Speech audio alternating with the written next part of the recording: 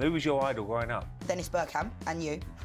Thanks. No. Yeah. But yeah, I used to say things like, the only thing you can't do is piss up the wall like you.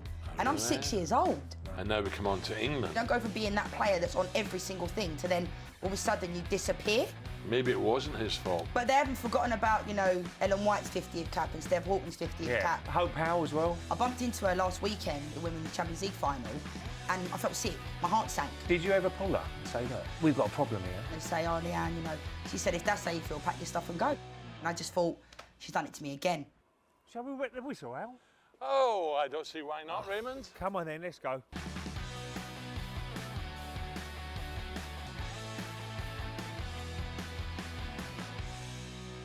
Leanne's here. Darling, how are you? Nice to see you. Good to see you. You okay? You're not too bad. Well? Happy to be here with you guys. Yes. So what's happening? A lot, really. There's a lot going on in a good way. I actually didn't ever officially retire. So it's quite funny because I was at Juventus. That was the last team I was at. And then kind of like COVID and stuff hit. And then I just got asked to do a lot of stuff. And I was living in America at the time, at the beginning of lockdown. And then I kind of made the decision to move back home. And then it's been non-stop, really. So I never actually got any official retirement. You grew up, I believe, a Manchester United fan.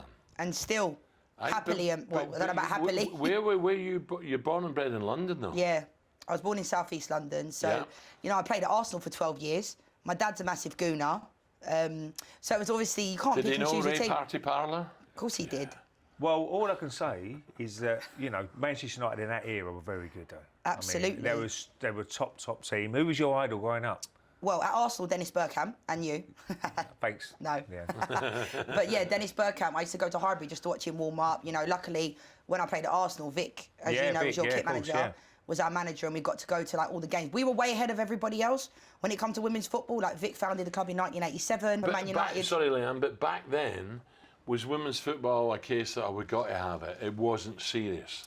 For everyone else, but for Arsenal, it was. Yeah. And we were lucky we had Vic, you know, the kit manager for the men. He was best mates with Dennis Bergkamp, you know, so we got to go to the games. And I think we were way ahead of everybody else. Growing up at Arsenal, you know, we used to go in the Marble Halls. We used to train at JVC Centre. Like, Vic was amazing to me, as was the club.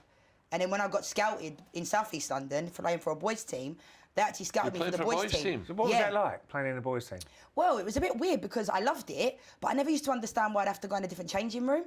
So my mum used to get my kit like from the manager because obviously I just thought I was one of the boys. Do you know what I mean? I just think I'm only like 6 years old. Why am I having to go in a different changing room? So I got in a different changing room and all my teammates were great. And you know, I had to. Then the rules were girls had to stop playing football with the boys at 9 years old. And then luckily I got scouted for Arsenal. But when the scouts came, they used to come in their full tracksuits. You knew when the scouts were there. Yeah, of course. But they scouted me as a boy. And then as I got closer, they saw I don't have it anymore, little ponytail, and they were like, oh, she's actually a girl. Then they sent Vic to watch me. I signed for Arsenal under-12s when I was 9 at the JVC Centre, in, you know, the little room in the corridor. Of course I do. What about, I'm intrigued with this. You're playing the boys' team. What about some of the other parents? Were they gobby? Were they idiots? Were they giving you a bit of stick? Yeah, I mean, my parents on my team, like, they were brilliant. And I was just this young, you know, 6-year-old kid just playing football. Enjoying it. And, like, the comments of the other team, they used to say things like, and I know I can say it on this show, they used to be like, oh, the only thing she can't do is piss up the wall like you. And I'm 6 years old. No way. And these are the things I used to hear. And I was just this young, naive kid, just loved football. Didn't really think I was, you know, I just thought I was one of the boys just playing football. And even the players I was playing against, like, I'm 6 years old, 7 years old. And, you know, and thankfully, times have changed because I used to walk down the street in my football kit, my Man United kit.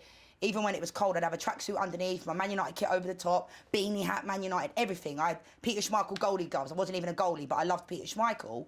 And some like blokes in vans used to stop and make comments. And I'm just like 7, 8 years old, but because I'm a girl. Thankfully now, girls can walk down the street and no one says anything in a football kit. It's the norm now, and it's fantastic to see. And some of the crowds that the ladies are getting there are fantastic. Yeah.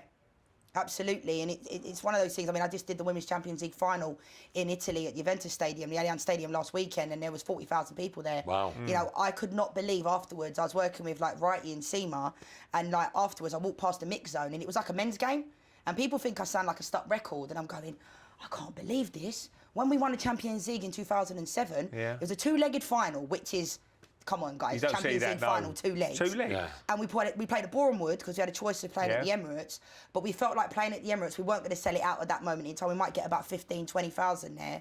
And it would feel like an away game because we don't play there.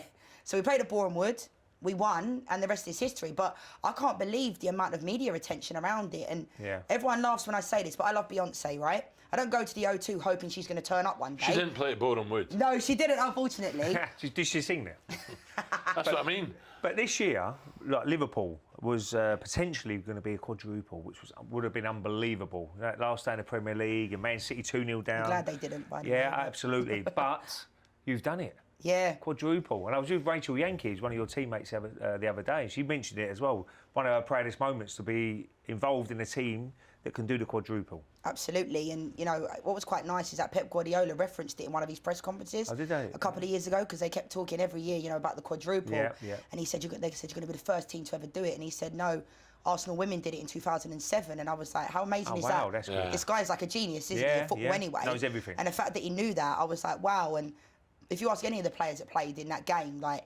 And I played in 2 World Cups since then. You know, I played in European Championship, won the bronze medal with England, but that was by far the best moment of my career. And I was only 18. So I feel like I've done my career back to front. Yeah, you started your career, what, 14 was you when you made your debut? Yeah, I was the For youngest Arsenal? ever player to That is play unbelievable, to turn, like, 14.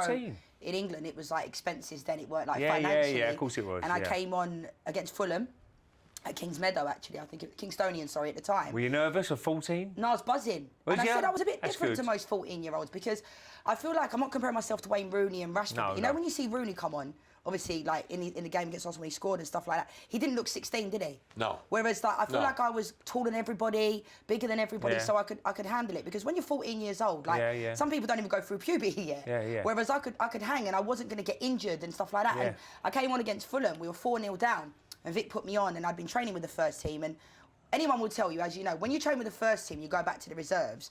You just don't want to be in the reserves, No, do you? no, You've had that straight back to taste, the, and you're like, I really want to be here. And you know, I came on, scored. We were 4-0. I try not to remember it because it was obviously we were losing. Fulham were fully pro that during then. Yeah. And so it was amazing to come on. And then I got home and I was on Sky Sports News. Brilliant. And obviously now I work on Sky, but like it was a bit surreal, like playing in FA Cup finals and then going to school the next day. I couldn't go out for a drink with the girls because I was underage. Yeah, You know, we that's went on our wicked. first ever away trip for me. I was 14. Went to Glasgow.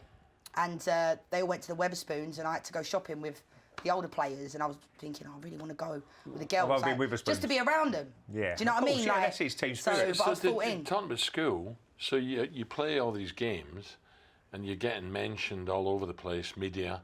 What about your schoolwork? Is that now out the window thinking, I'm going to be a footballer? I always knew from the age of 5 I was going to be a professional footballer. And people looked at me like I had like 5 heads, really, Yeah, like yeah, I was an yeah. alien. Girls don't play football. It's not even a professional women's team. I remember my teacher saying at school in Glasgow, what are you going to be, a footballer? All right. If you're not a footballer, what are you going to be? No, I'm going to be a No. footballer. I used to overlook Hampden Park, and I dreamt one day I'm going to play there either in the cup final or for Scotland. And now we come on to England. Was it 50 England caps or was it more? Yeah, 50 England caps. Brilliant. And then I played. Should have been more, really. Yeah, I think like when I say that, I don't say that in a bitter way. Still good, And I know 50, people but can say you like should have you know, more. yeah, and I feel that. So, Yeah. but I feel like that about a lot of players as well. Anita Asante just retired. You know, she's got 78 caps. She should have had way more. Yeah. Probably one of the best players I've ever played with when she was centre back at Arsenal. But you know, it's a shame because I look back on my England career and I don't look back on it with joy. No. You know, seeing my mum and dad in the Really? stands when I sing the national Not anthem. good experience.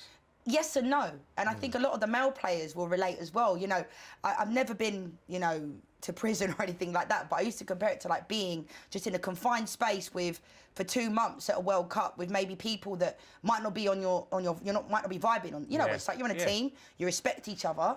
I got on really well with all my teammates, but I also feel like when you're at the top of your game, it's quite a selfish sport and it's quite a selfish place to be, but I'm not a selfish person. So I always feel like, you know, the nice person finishes last. Yeah. I always feel like I was always overlooked because I wouldn't kick off if I didn't play. I'd speak to the manager, but I'd always be able to be a good teammate. Yeah, of course. Whereas, like, you know, I think that's obviously, at times, I think I would have played for England had I not. But then they didn't make me feel good. And they forgot, I think, it was your 50th cap? Yeah. What was that about? So every time there's a special 50th cap, 100th 100th, cap, yeah. you get like, you know, if you're away, we were in China at the time, And I just played, and I thought to myself, we're going to this meeting. We have a team meeting before, we're going to the game. And I'm thinking, I'm going to get my commemorative jersey, 50 of your teammates. This is why you play. This is good. You don't play just to get Respect the accolades, but, to get 50 caps for your country, brilliant. You've worked. The graft is hard. People only see the things you win, but there's a lot of sacrifices. You miss weddings, you miss funerals, you miss birthdays, you miss everything. You do. So this is what you play for. And the fact that they forgot about it, and I'm in there thinking, he's going to say, Mark's going to say my name in a minute, and I'm going to get to go up there and get my shirt, and I'm going to get a video message from home. That's what usually happens if you're away, your mum and dad and your family, and nothing was referenced. How did he forget though? Did you go up to him and speak to him? Well, who was the manager again? Mark Sampson. So did you go up to him and say, look? Not at that moment in time, because I was starting in the game, and I didn't want to be disruptive to my teammates. Does that make sense? Okay, I was hurting. Don't get me wrong. I got on the bus and I was trying not to cry, and it hurt me. It did. But then after the game, I messaged him, we got back to the hotel and I said, can I have a chat? And cut a long story short, I went down to have a chat with him. Not in an aggressive way, I was hurting. When your lips quivering and you can't get your words out. And I remember I said to him, do you know what it was today, Mark? And he kind of looked at me. And we had a good relationship at that time. Yeah. And he kind of looked at me and I went, today was my 50th cap. And he looked like he wanted the ground to, open up and swallow him. Oh, right. Then the excuses came. It was the treasurer's fault. Well, I was going to say maybe it wasn't. Maybe it wasn't his fault. Maybe someone should have told him. But they haven't forgotten about, Ellen White's 50th cap and Steph Houghton's 50th cap and certain people. Do you know what I mean? So I'm not going to start now, or where's the shirt you wore, your 50th? At my mum and dad's. Oh, you've got it now. All of the stuff is, but I actually specifically said to him, don't make it a big deal. You've hurt me. Yeah. These are the moments you sit there in meetings saying we should remember every moment of our careers. I could tell you every goal I've scored. I'm like that. I'm a bit, I remember every game I played in, and you're standing there telling me, you don't remember this. So did you fall out with him a little bit over that? Wouldn't say fell out of him, but I asked him not to make a big deal of it now. It's done. The next day, he called a meeting, got Steph to give me my shirt, and all my teammates didn't even really, some of them knew. Jill Scott was my roommate, my best mate on the team, and she knew about it. But I wanted, when you just want it to go away. And Steph and all the girls looked like they wanted to cry for me, to be honest. And we're in this massive room with 30 odd people, all the staff around the room. And Steph comes and gives me my shirt. I didn't hold it against my teammates, not their fault. But she gives me a hug and all that. And you could just tell the girls were feeling it for me. Really, because they know it was wrong. Yeah. So, and then after that, the whole thing happened with Ennie and stuff like that. And then I helped Ennie and I never played for England again. Hope Powell as well? You didn't get on with her? No. So, do you know what? That's the next England manager, wasn't it? Yeah, and it sounds like me and Mark had a great relationship at the beginning. Let's be clear here. I was brought back into the team, and I was on everything, every single advert, billboard. I was like the Harry Kane of the team, scoring goals, doing really well. And I don't think I've ever heard of a player just kind of getting completely ostracised. You don't go from being. I'm not saying I was Harry Kane. I'm nowhere near the standard. But what I'm saying is, you don't go from being that player that's on every single thing to then all of a sudden you disappear. And that's kind of what happened. What was her problem? Why? Personal grudge or something? Or what I would say with Hope, from the age of 14 when I went into the team, 16, there was always a problem. Was there? I didn't have a problem with her, but I think she had a problem with me. And I think sometimes in this country, and I say this country because I spent 12 years in America, they don't know how to handle me. And I always say I don't need to be handled. I like to get my nails done. I like to have a mohawk, but I'm not flash. I'll speak to anybody. I'm still Leanne Sanderson from South East London, no matter what I do. And I think sometimes that was hard for her to take. We'd have a one-to-one meeting like we are now. I scored 5 goals against Sunderland, and I scored quite a lot of goals in that season. And she went to me well, I could do that. But it wasn't banter. Oh, it was and I was only 17. This is my England manager that I'm I'm looking at and I'm thinking, oh my God, I look up to you and I want to do well for you. And she'd say things like that to me, make comments, and eventually it just got too much, It just got too much for me. Have you seen her since? Have you seen her since, or? Yeah, I bumped into her last weekend. What is the relationship like now? I don't have...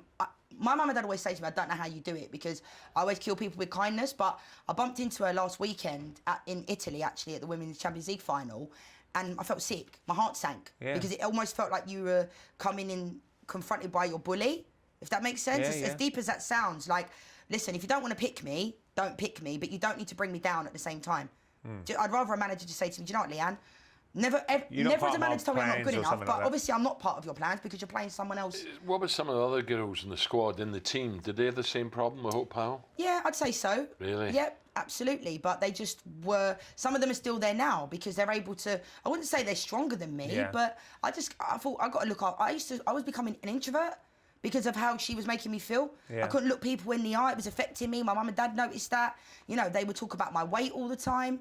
And I look back on pictures and I think to myself, I wasn't overweight. And telling a teenager that you're overweight and things like that, like the sports scientist, like, you know, I'm lucky that I'm strong, because if anyone else, they might have really struggled. I still struggled, and I've still got the emails to prove it, and I've got, you know, I don't need to put that out there. But there's a lot of bullies in football.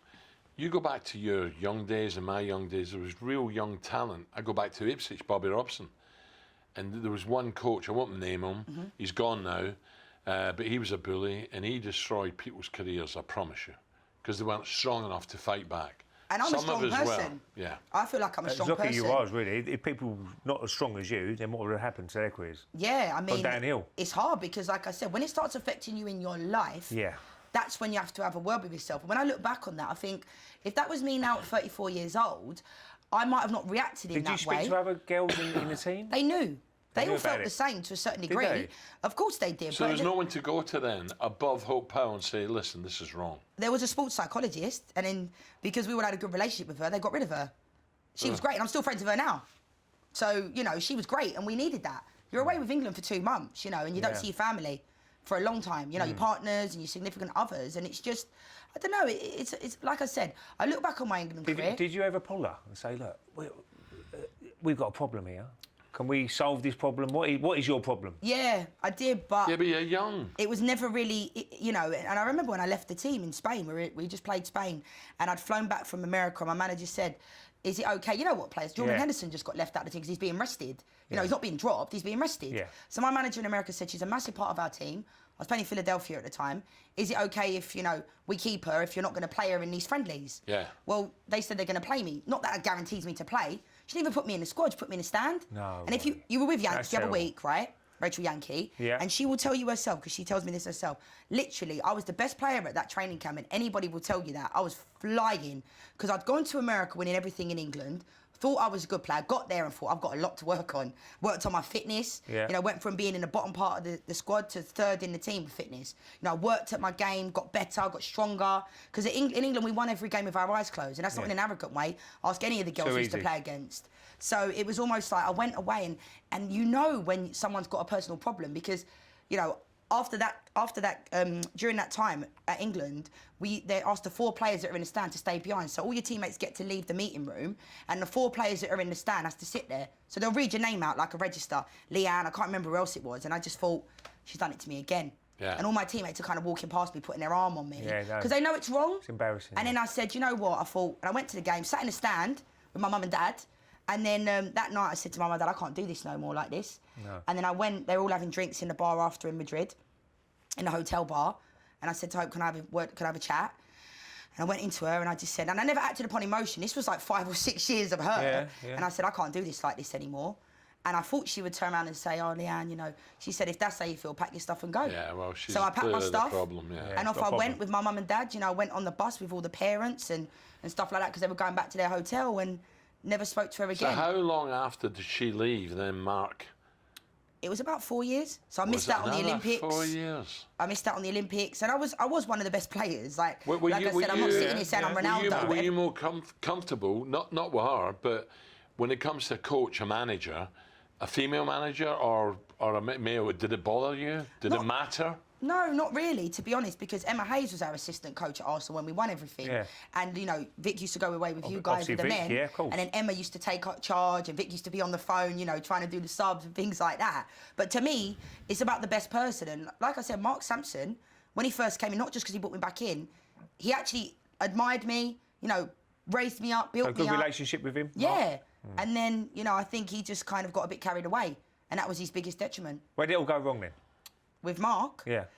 I think, like, with regards to the whole, you know, stuff with Annie, things like that, and then from that 50th cap moment, I think he just forgot how to act in that environment. Man management? Sorry, you keep talking about Annie. What happened with her, please, just for our viewers? Yeah, so, you know, some of the comments that Mark had made throughout, you know, when he felt like, I feel like he got to a point where it felt like he was walking on water. You know, when someone feels like they're kind of... They're too good. Yeah, and I liked him, like I said, but then he made these comments when we were playing, like the night before we were playing at Wembley, and we were standing at the Hilton next to Wembley, and, you know, we were putting our list up on the board of who were coming to the game, and we were all putting our families down, and, you know, Mark said, one of the comments, this is one of them, where's your family coming from, to Annie? And she was like, some of them are coming from Nigeria. And he said, well, make sure they don't bring Ebola. And like, and so those types of things. Yeah. And these were the comments. And obviously, you're about to play at Wembley. People might say that's banter. It's not banter. No. You know, this is quite a serious thing. So a lot of the times, when it's been, a lot of investigations have gone behind the scenes, no one knows what's actually going on. And that was just one of many, many comments that was made, you know, to Drew Spence. How many times you've been arrested in front of her whole teammates when it's her first England cap.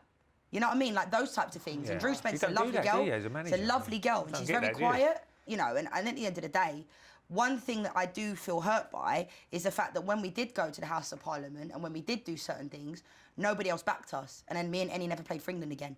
So, you know, and I've almost had to like reinvent my career in a weird way because I was seen as like this rebel and controversial. Well, not really, because I've just stood up for someone that is telling the truth. And some of those girls that are still playing for England now, and I'm not saying they're only there based upon, you know, that situation, but again, it's like if you don't shut up and put up, then you kind of get ostracised. So Mark's final game, everyone was the girls were celebrating with Mark. How did you feel? Oh, absolutely gutted. I mean, did you talk to any of the girls after? Say, how dare you? What are you doing? What are you thinking about? I remember I was going on holiday actually that day, and I landed, and all of us, me, Eniola Raluco, and Anita Asante, we literally was on the phone, and we were all just like literally crying on the phone because we felt like they'd gone completely against what we were trying, like what they knew had happened. Yeah. So, you know, it's hard for me because it hurts me to work in women's football, you know, and that's why I say to like Warren, my agent, like, I don't really want to work in women's football because every time I go to the grounds when I do the games, and thankfully I get asked to do the big games, it triggers me and it makes me feel like I'm going to cry. And not a lot of people know that because they see me as this strong person, but I shouldn't feel that way. When I look back on myself when I was 5 years old, this young kid that wanted to be a footballer, I shouldn't look back on my career and feel that way. Whereas when I'm in men's football, you know, I don't feel upset. Like when I was going to see you guys today, you played at Arsenal, I played at Arsenal. I was like, oh my God, I'm going to see Ray. Like, he was at Arsenal. I had great times at Arsenal. Whereas when I think about women's football, you know, it makes me feel sad. Yeah, yeah. You know. So in America then, did you encounter anything in America like you just told us? Honestly, I mean, I've said this before, America's a massive country, right? So there's certain places in America that I wouldn't live, and there's certain places that I know I've loved living, and the best decision I ever made was go to America. When you say you wouldn't live, sorry, because of you know... racism? Yeah, LGBT stuff. There's still some places in America that they can refuse me sitting down in a restaurant. No. As crazy as that sounds, No. Absolutely, there's laws like that, yeah. So why would I go and put myself in a situation where they can refuse a gay person to sit down and have a meal? So, but then at the same time, I've lived there for 12 years, and honestly, the best decision I ever made. I have my green card. You know, I was in the process of getting my citizenship, and I've had my teammates over there. Like, they come up to me and they say, you know, I'm so fucking glad you're on my team, Leanne. Do you know what I mean? And I'm like, I not need someone to rub my back and all that, but they make you want to play for them. Yeah, yeah. And they make you, and this is like players like, you know, you play against, you have that respect for. And I don't feel like I was ever fully able to be myself on and off the pitch until I went to America. Because if I got my hair cut in England, it would be like, you know, and I know people were indifferent about the likes of Paul Pogba and stuff like that, but I think it's great when people show their personality through how they are, but then you've got to let the football do the talking. Let the football do the talking, because you set yourself up for failure. Absolutely. But in England, I feel like people always say, oh, she's flash, and I don't think people ever really got to know me. So there's a lot of preconceived ideas. So when I went to America, you know, I've always said one coach's perception is not always the reality, and I always used to hang on everything my coach said. Whereas like in America, I went to Boston, I was captain. Whereas how many times I captained Chelsea in England for a bit when Casey became the manager, but they would never look at me as a captain. Whereas what do you look at for a captain quality? I get on with all my teammates. You know, I'd organise like, you know. Were the crowds different in America? Is it more popular? At the time, it was more popular in America.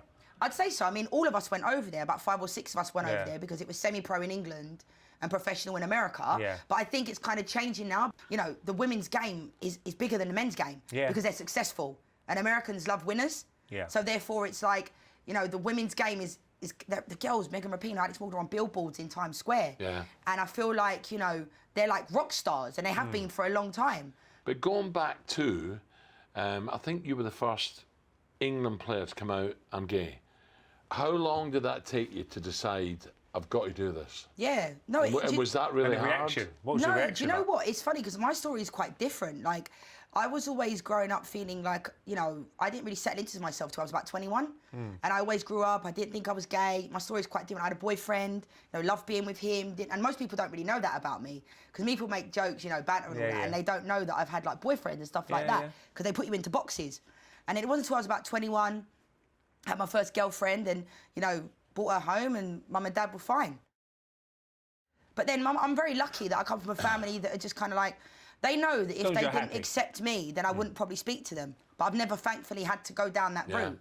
But I've had, you know, there's different situations. Like, you know, my ex-girlfriend, her family didn't like the fact she was with me. There's a lot of, like, homophobia and stuff like that. But I was just very lucky that my mum and dad, all my family, my team, like, people often say to me, what did your teammates think? And it's like, well, a majority of my teammates were gay then. You know each other. I know my teammates that have got partners, whether they're male or female, you know, and you just know in your team. The male players know. You know, it's not much different. They know. They know on their team who's gay. They do. But they just might not talk about it. Jake Daniels came out the other week. What I thought was fantastic is that nobody shared that before he was Do you think willing it's harder for male to come out than Yes, not so much now, but before it was. It was, Why did wasn't Robbie Rogers, you know, retire and come out of retirement after he came out? Yeah. Because he didn't know what the backlash was going to be, but there wasn't any, so then he came back. totally different era? But this is what I think is changing, though. Sorry, Ray, is that people stereotype people, what you see on the TV, that being gay is a flamboyant guy or something like that. Yeah. No. Gay men can work in construction and gay men can be footballers. And I feel like we're constantly battling this stereotype that all female footballers are gay. Yeah, you can't They're be a not. builder, you can't do Yeah, exactly. and there are male footballers that are gay, but they have to be able to feel comfortable with who they are. And I'm sure when Jake Daniels came out last week... How hard that must have been for him? Unbelievably hard. I think... Do you reckon there's Premiership players who are like... Who are scared to come out? Absolutely. Big names as well. I don't know about big names, but I'm definitely sure. I mean, you know, the ratio of people that are gay in the population is 1 in 4 or something. I mean, how many people are in a squad? Is there 1 in 4? So therefore, it's like, you know, I just think people should be comfortable to do what they want to do. Yeah. But what I will say is that when people carry that around with them, from people I've spoken to, male or female, you know, friends, whether they're in sports or not, carrying that around with them and lying. You know, if we come in here today and we're in this pub that we're in, and I said to you, you said to me, what did I do at the weekend? And I said, I went out with my boyfriend on Saturday, went to a club. I'm lying to you. Yeah. But people feel like they have to do that. We went with my boyfriend for a meal. That's what people feel like they have to do. I've had teammates, you know, when I've been in other countries that I know they're in a same-sex relationship, and I'm like, oh, how long have you been with your girlfriend for? And they don't feel like they're like, oh, no, we're friends. So it's sad because they can't live their truth. But then I find that in other countries, they resent me to a certain degree for being able to be comfortable with me. Because when I signed for Juventus, it was like, oh, there's Leanne, we're going to put her on everything because she's gay. And I had to say to him, you know, I'm not doing any more interviews about being gay. Yeah. I'm a footballer that happens to be gay, not Leanne Sanderson, a gay footballer. Yeah. And it becomes your definition. How hard was this? Because you say don't mix, you know, your work with pleasure, and you went out with a girl from Juventus, didn't you? What was your reaction from that? Yeah, I mean, obviously, you know, that relationship was together 6 years, and that was kind of, the way it ended was pretty shitty in the end. But, you know, I've got a new girlfriend now, we've been together nearly 2 years, and sometimes you go through tough times, and eventually Did the press hammer you in Italy? Sorry. No. They didn't. They were very welcoming, and I hopefully that allows other people to feel that way. But then at the same time, you know, if you've got teammates on your team that are gay, that are not able to be comfortable with who they are, but then they see me, this foreign player, coming in, and they're treating me like a queen, that can be detrimental to me as well. So teammates were okay with it? Yeah. Good as gold? Absolutely. But I just think in other countries, they're not as, you know, forthcoming and stuff like that. And I think sometimes, you know, thankfully my girlfriend now, she's not a footballer, you know, and stuff like that. And when I say thankfully, sometimes you spend a lot of time away from your significant other, male or female. And I think what's really good for me to know is I have more balance in life. You know, I was in the beginning of lockdown on my own in LA because I just broke up with someone after 6 years, you know, and it was a really tough time. And I think sometimes people only see you doing really well. Yeah. But I would be on my way to Sky Sports News crying in the car because I just was going for a really bad breakup. And you go on air and you're like, you know, you're not being fake, but my best mates are like, call me and I can tell in your picture you're struggling. Leanne, we're getting there. It's getting better and better. Every 6 months it's getting better and better, surely. It is. In London, UK, not just London, the UK? Well, it's sad because, I mean, I was saying to one of the producers yesterday that I've not been abused racially or sexism or homophobia for 2 months. Now, and I'm celebrating that, right? Yeah, yeah. And they're going to me... For 2 months? Yeah. And I find that incredible. Do you get abuse on social media? And yeah. do you take it to heart, but though? is that because of women's football? No, I think it's because it's misogynistic men Right, that are out okay. there doing, you know, saying things. Yeah. And I think what's funny is that when I meet people in person, everyone's really nice to me. Yeah, And sometimes it they're catches my cowards. They're girlfriend behind off this little guard. keyboard, didn't they? I'm sure you guys get. I was at the Garden Centre in Milton Keynes the other week, and some bloke started coming up to me talking to me about Norwich. And I'm just out there, you know, at the Garden Centre, and I think, oh yeah, I'm not in work mode, but I'll talk to him about Norwich, his club. But some people will just approach you like they own you, and it's a bit weird for my girlfriend sometimes because she's like, "Do you know them then?" And I'm like, "No, I don't." No. But like I just said before, for the first time in literally, I've not had any abuse for about 2 months when it comes to something about my race, sexuality, or being a woman. Yeah. And when you say, does it get to me? I'm a strong person, but everybody has a breaking point. Yeah. And when people start, you know, Cross the line. talking about your colour of your skin, your sexuality, and stuff like that, that hurts. And times I've been in tears. But death threats, you could have got that, surely. Yeah, I mean, when You're I was joking. when I made a comment, and Alex Morgan's is a good friend of mine, you know, and we played on the same team, but when she scored against us and she did the tea celebration, I said the celebration was distasteful. Yeah. Now, then came the backlash, and I was in Qatar at the time, but it wasn't anyone from Qatar, it was in America. Yeah. And America's my home, and I was getting like death threats. Tea and celebration? Sorry. Yeah. What's that? she did this thing where she was like calling it like sipping the tea. She scored against us. Yeah, what does that mean? I don't know, I just felt like she was mocking people from England. But at the same time, you know what it's like when you're in the heat of the Yeah, so moment. you've had a Like, I little wear bit my of a heart on my go. sleeve, we just lost. And I don't regret what I said, but I'd also spent 20 minutes talking about how great they are. Yeah. And they scored 12 goals against Thailand and they celebrated every one like it was their last. And I said, that's brilliant. And sometimes, you know, with social media, people clip things and the clip got about 3.5 million What did you views. say? What did you say? I just said her celebration was distasteful. Didn't think it was that bad, my opinion. Yeah. And then it went viral, the 3.5 million views. Wow. Then I was getting death threats, and then I'm the one that goes to bed at night shitting myself, literally, because I'm thinking, oh my God, like, I live in America, what about if I go back there and there's Yeah. someone going to come after me? You know, and that's what people don't understand. I think a lot of companies, they want to get the bites, don't they? They want to get, you know, that. Yeah, but of course they do. on the flip side, though, what I will say Could is I affect think people. companies have now, I get a phone call from someone at Sky, I get a phone call from someone at TalkSport to check in on my mental health. And they're not people that are like, you know, people that are not working big within the company. I'm talking bosses, because they see how it can affect you. Like, you know, you can say don't look at it. I completely get that. Why would you do it? I completely get that. But like I said, we're all sometimes I've taken breaks from social media, but then are they winning? And, you know, that's why I've gone to the House of Parliament to talk about this with Anton Ferdinand and trying to change the law of, like, people being able to get to you. Did they because do enough for you when you went to Parliament? I think they listened, and there's a lot of stuff Yeah. that goes on behind closed doors and that people don't see. It's That's improving. happening. We've met with people at Twitter, Instagram, you know, because they should have someone employed to do this. Multi-billion-dollar companies Yes. that I send a reporter tweet that could not be any more offensive if they tried, and then they say it's not offensive because it's an automated robot responding back to me. And you don't know who's doing the tweets. People, And then no it's one not create a new regulated. account. It's not nothing's regulated. They probably ain't got no address for the person who's doing Absolutely. it. They don't know who it is. Could be anybody. Yeah, else. well, But look, it's getting better, I will say that. I'm old, For me, but it has got social better. media, for me, I do use it, but I don't use it regular Yeah. because there's so many idiots out there. What What's the advice would point? you give people who's getting abuse on? Because there's lots of people getting abuse, not Yeah. just you, Leanne. What advice would you give them? I think, you know, you got to find a balance. And when I find it starts to affect me and I start getting upset, that's when I delete it from my phone. I don't last delete myself straw is from the delete app. it, isn't it? Yeah, Yeah. like delete it, like as in so I don't go on it. Because, like I said, you could read 100 tweets and 98 of them could be amazing. And the two so people that affect say you. something, you know, derogatory or nasty, those are the ones you think about. And I've tried not to do that. Injuries, right? I finished at 27. Have you been lucky with injuries or unlucky? I think lucky until I got to about 28, and then I tore my ACL meniscus, and then I was out for about a year and a half. And then in America, the season works 6 months on, 6 months But they're off. great over there, aren't they, in terms of medical care? If you've got money, because you have to pay for insurance. Were you not insured? Yeah, at that time. But then I got Okay. an email to say we're not renewing your contract from the team. So you have the insurance. I had the Yeah. best care. I still speak to my doctor now, you know, 4 or 5 years later. We're good friends. Happens to be a Man United fan. That's not the reason why I got to do my surgery, but we're still good friends. But, you know, it's quite cutthroat where I felt quite alone during that time. You know, I literally, people see you thriving now, doing well, but I had no money. I didn't get paid for a year and a half.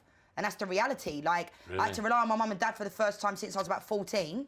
And I don't say, I'm not embarrassed to say that. That's the first thing my mum ever said to me. I never forget, she went, right, we need to sort out what you get. And I'm from a middle-class family. You know, me and my brother and sister were always given the world, but I'm not from a rich family. It's just that we always look after our own. Yeah. And like anybody, even if you're on 350 grand a week, you live by your means, don't you? You know, you get paid and you live a nice lifestyle. And, you know, I wasn't getting paid for a year and a half. And even just no one wanted to even just like a message to say how you doing, nothing. Mentally, done you a little bit? Oh, I was crying at like 4 o'clock in the morning. I know. And then like, I tell you, because of the time difference in England, I'll never forget, I was sitting on the edge of my bed. If you had a real problem, who would you go to? Your mum and dad, or always your mum and dad? Always my mum and dad. You know, and now my girlfriend, she's someone that is there for me every single day and lives through it, and I feel sorry for her. Any teammates back in the day?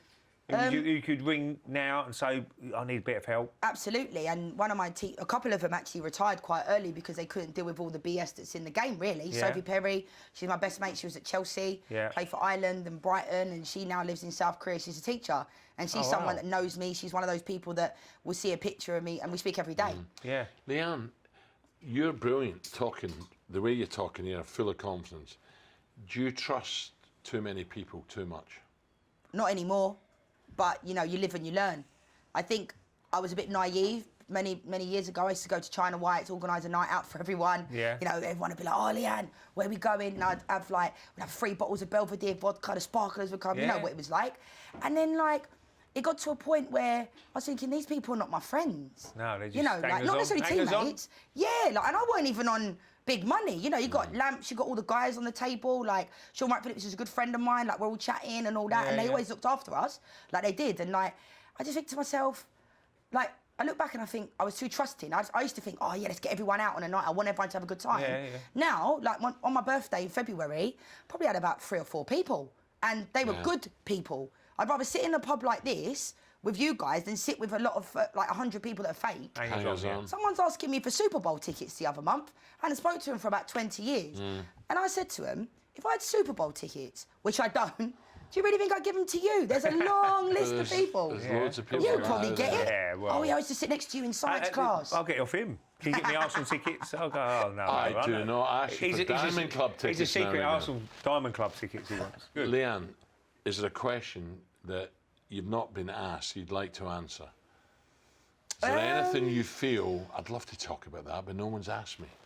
I think just being able to talk to you guys about my England career at the beginning, I think sometimes you're not able to. A lot more caps. Yeah, and I've done interviews about it. You should have done as well, by the way. I'm just sorry. But it's more about the mental health side off the pitch that I think that people don't see. You've heard a lot of the male players talk about it. Like, people see you doing well, they think, oh, playing for England is the biggest honour. But, like, I went to the World Cup in 2015, playing every minute of every game, scored the 3rd goal when we qualified in Wales, against Wales, and then didn't play a minute for the first 4 games of the World Cup in Canada. Now, manager didn't even talk to me. Yeah. So you think to yourself, and then you start playing with your mind. You're sitting in your hotel room. What am I doing wrong? You're thinking, oh my God, have I said something? Have I done something? You start second guessing yourself.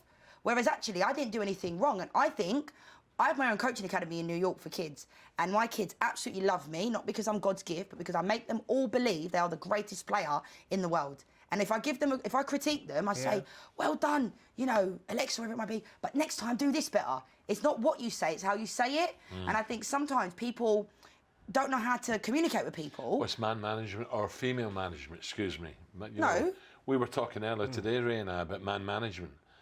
People like Harry Redknapp. It's very important. Guys you like know, that. you have strict guys, which doesn't work anymore in the Premiership. But people who can put their arms somewhere, like Lukaku, classic example, he's struggling. His face is tripping him. He's not enjoying football. Yet over in Milan, he was looked after. They loved him, and you saw the best of him. Sometimes you have to put your arm around players to get the best. Absolutely, and I actually think about that as a pundit now. I critique players and say things about players that I wouldn't mind them saying about me. Yeah. So if I was Marcus Rashford and I wasn't playing well, I'd expect you guys or me, whoever, to say he's not playing well. Everyone has a bad game. And it's not personal. No, of course. Does that make sense? Like, but when it becomes personal... At the same time, we know how good he is, there's something wrong. Absolutely. And we're trying to get to the bottom of it. But he should know that himself, and it's not personal. Like I said, I always critique players based upon what I would be okay with. And if I was playing poorly, I'd expect people to say, You work the Bad day at the races. office. What's going Oh, on? well, that's what I used to say. Leanne, right, this has been great. Loved it, thank you. Fondest memory. I think Let's I know finish this- with I a know this belter. answer. Let's finish with a belter. Your fondest memory. I know this answer. Go on. It's got to be the quadruple. Absolutely. It's winning got a to be quadruple. Alan. You having a laugh? I think- What did you win? No, What did you no, win? but I will say as well, winning a bronze medal at the Yeah. World Cup, like, I didn't play any minute until that point. Yeah. I came on and won the penalty that allowed us to win the bronze medal. Wow. And I was not in a good place mentally, but I always knew there would be a moment for me. Yeah. And I came on, rolled the defender, she pulled me down in the box, Farrah Williams stepped up, and we won the bronze medal. Brilliant. Leanne, listen. Thanks, guys. Thank you. I want to cheers you. Cheers. Well done. Leanne, always a pleasure. Well done for being Come on, the so Arsenal. forthright. I mean that. See, Cheers, Alan. She's United. Unfortunately, that's time at the bar. Listen, a big thank you to Leanne Sanderson. Thank you for watching. Look after yourself. We'll see you next time. Cheers. Brilliant. Lovely. I enjoyed that. Cheers. Cheers, I guys. swear.